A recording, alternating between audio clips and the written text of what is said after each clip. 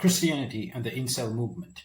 Is Christianity a contributory factor to the rise of incels? My answer is yes, for two key reasons. One, the church, and two, Jesus Christ. First reason, the church, specifically the Catholic Church, but pretty much all Christian denominations are by definition otherworldly in their orientation. They don't really focus on human aspirations in a material, existential, relational, sensual, and in a political sense. It's all about living for the sake of heaven. Okay, what lies beyond all of this? And what it does necessarily is that it has a weakening, disempowering effect on human initiative, and specifically on single men. Basically, if you look at the church institutionally, it's catered towards either family or priesthood. The vocational question is oriented towards people who are in married life or people who are already committed to the church. In other words, the institutional body of the church. So the church has a very strong framework addressing both factors. At the same time, it has a very well-ordered and structured theology for formation, like helping people become priests and nuns, to become evangelists, to become itinerants. It has both pathways in place. So for the married people,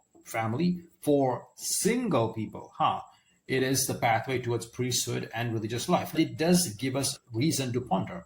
Why is that? If the church is oriented towards empowering people to lead a family life, a married life, for those who are already in that union, and then it has a system in place to channel and guide young people, men specifically, into vocational life, evangelical life, which by definition is renunciatory. It's about giving things up. It's about sacrifice, self-sacrifice. It's not aspirational. It's not material. It's not about becoming rich or famous or building a business or becoming a superstar or becoming an athlete or becoming a person of recognition and respect. It's the opposite, okay? Because church is all about service, the principles of poverty, chastity, and obedience. So if you look at it from that perspective, what's been promulgated is a mendicant worldview, giving things up. And it's really the framework in place for young people, for single people. Okay, so if you think about it, it makes sense why incels, in some respects, are a product, at least partially, of the church. Because the church does not enable or empower people, young men critically, to go out, to socialize, to build competencies, to increase your wealth. I mean, essentially, this is what Alex Hormozi has been talking about. His whole brand is about how to help people, how to help men to grow economically on the financial side. What the focus is, it's not about giving things up, it's acquisition. Okay, the man's right. So that is one half of the equation. The next half is, of course, Christ himself. Jesus Christ is not a traditional role model for men.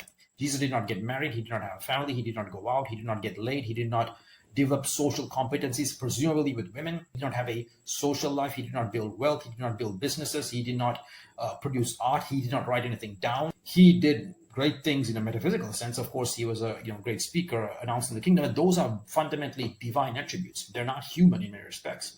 Healing the sick, bringing the dead to life. That's not something you and I can do. So really, Christ, in that sense, is partly responsible in terms of us making him a role model for masculinity. Really?